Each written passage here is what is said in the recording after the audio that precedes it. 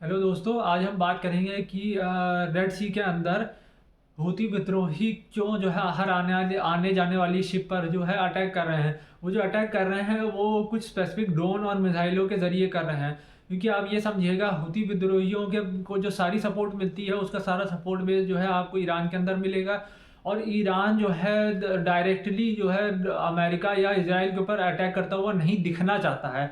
ये जो मैंने वर्ड बोला है कि डायरेक्टली अटैक करता हुआ नहीं दिखना चाहता है, क्योंकि आप ये समझिए कि इसके लिए बहुत बड़ी कॉस्ट भी चुकानी पड़ेगी। और ईरान में उनकी इस्टेब्लिशमेंट है वो काफ़ी इस मामले में दिमागदार लगती है कि उनकी ये स्ट्रेटजी रहती है कि उनकी तरफ उनका कोई भी दुश्मन ना आए, उनकी ज्योग्राफिक लोकेशन के आसपास उनका कोई भी दुश्मन ना आए।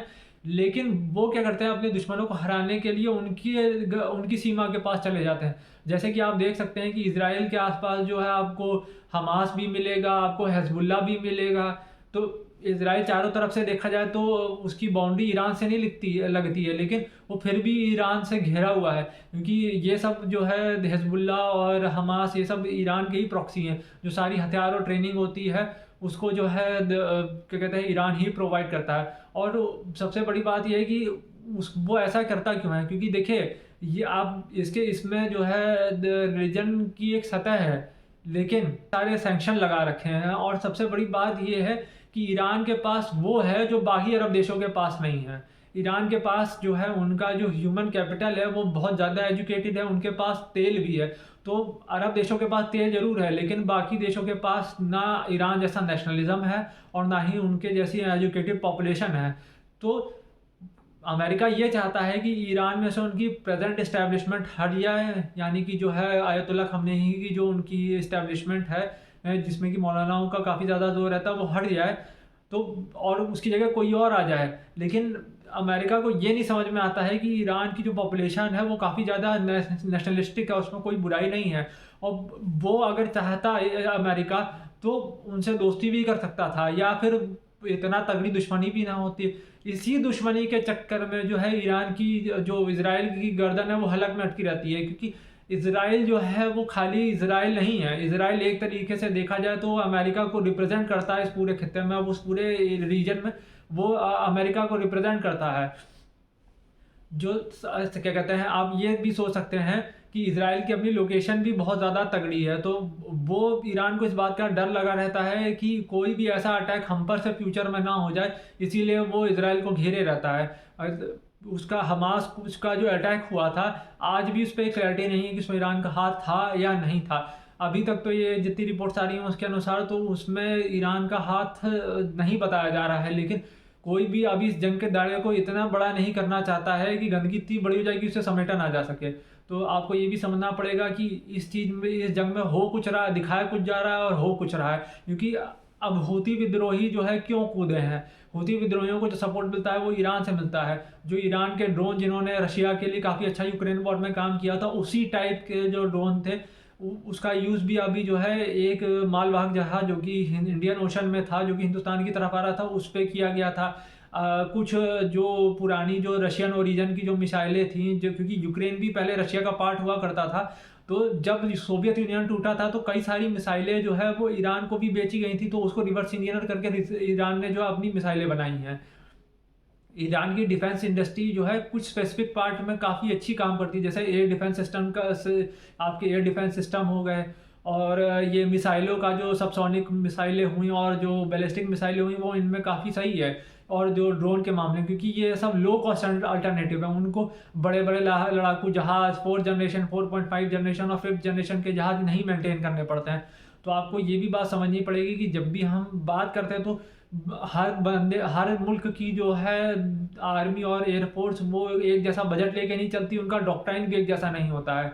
जब हम बात करते हैं कि रशियन हथियार रशिया ने अपने लिए बनाए थे, ना कि दूसरों के लिए। हाँ, वो बेचता जरूर है उसके है, लेकिन वो उसके अपना जो मिलिट्री डॉक्ट्राइन है वो उसके अंदर फिट होते हैं। तो आप कभी भी ऐसा बात ना करें कि ये फलां हथियार बहुत बेकार है और फलां हथियार जो अच्छा है। अब आज आप देख रहे हैं कि जिन तोप के गोलों की कोई बात नहीं होती थी, लेकिन रशिया और यूक्रेन की जंग में उन्हीं तोप के गोलों के पीछे सबसे ज़्यादा मारा मारी है।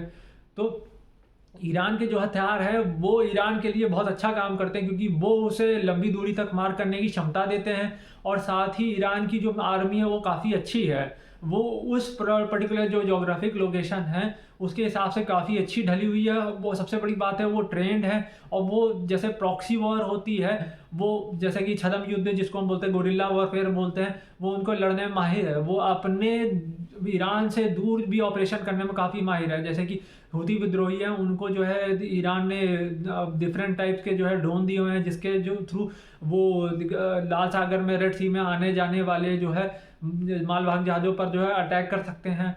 वो ऐसी सबसोनिक मिसाइलें हैं जिनकी रेंज 1000 से 1500 किलोमीटर तक की है। तो आप ये सोचिए कि कई बड़े-बड़े मुल्क हैं जिनके पास 1500 से 2000 किलोमीटर की मारक क्षमता की मिसाइलें नहीं हैं, लेकिन हूती विद्रोही जिनका अपना वो कोई रिकॉग्नाइज्ड गवर्नमेंट नहीं है, लेकिन उनके पास ये है। और इस एरिया में जो सबसे बड़ी ईरान की ताकत है वो हिज़्बुल्लाह है। उसके पास लगभग 1.5 लाख से ऊपर की मिसाइलें जो उसने कई सालों तक जमा की हैं। तो जब भी इन सब मोहरों को बनाया जाता है तो वो किसी वजह के लिए बनाया जाता है। अब हूती विद्रोही इसलिए अटैक कर रहे हैं क्योंकि ईरान जो है वो डायरेक्ट इज़राइल पर अटैक नहीं कर सकता है। तो वो इस समय अब क्योंकि वो लोकेशन स्ट्रेटेजिक है, वहाँ से यूरोप के लिए और जितना भी मार्केट में तेल आता है वहाँ सारे मालवाहक जहाज़ गुजरते हैं। तो उन सबको अटैक किया जा रहा है ताकि अमेरिका को प्रेशराइज़ किया जा सके कि इस जंग को रोका जा सके। और फिर ये भी है, इसका रिलीजियस एंगल ये भी है कि अब सऊदी अरेबिया जो है वो फ्यूचर की ओर देख रहा है, वो खाली इस्लामिक वर्ल्ड की ओर नहीं देख रहा है। और जबकि ईरान है वो ऑलरेडी जो है फ्यूचर के लिए देखा जाए तो तैयार है एक तरीके से। अगर उसको इकोनॉमिक बस सैंक्शन हटने की देर है, मार्केट में जैसे ही उसका तेल आएगा उसकी इकॉनमी बहुत तेज़ी से ग्रूम करेगी। अगर ईरान को थोड़ा भी मौका मिले तो वो किसी भी यूरोपियन कंट्री को लिविंग स्टैंडर्ड के मामले में पछाड़ सकता है, क्योंकि उसके पास तेल भी है, एजुकेटेड पॉपुलेशन भी है। आप कभी ईरानी लोगों से मिलेगा, वो बहुत ज़्यादा पढ़े लिखे होते हैं और काफ़ी ज़्यादा सुलझे हुए भी होते हैं। तो आप इस बात को देख के चलिए कि ईरान को बस खाली एक अच्छे वक्त की दरकार है, बाकी उसके पास है सब कुछ, पढ़ी लिखी जनता है, तेल है, रिसोर्सेज हैं, ज्योग्राफिक लोकेशन बहुत अच्छी है, उसकी आसपास के देशों से बनती भी है। अगर आप अरब मुल्कों को छोड़ दें तो उसकी हिंदुस्तान से बनती है, अब रशिया से भी बनती है। अभी रशिया ने उसको Su-35 दिए हैं। तो अब ये आप देखिए कि उनकी आर्मी के साथ साथ उनकी एयरफोर्स भी स्ट्रांग हो रही है आने वाले टाइम में।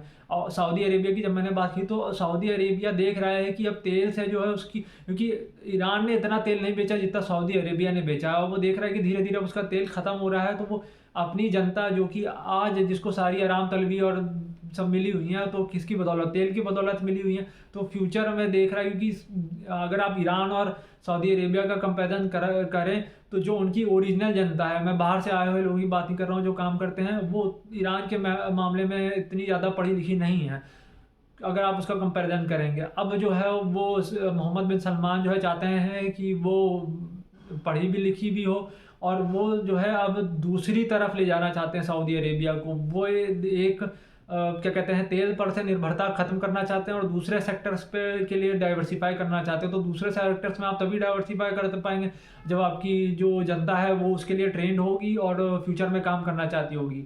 तो आप ये समझें कि पूरा खेल ये हो रहा है। इस टॉपिक को लेकर मैं आगे भी आपके लिए वीडियो लेके आता रहूँगा। प्लीज़ इसे सब्सक्राइब करें। धन्यवाद।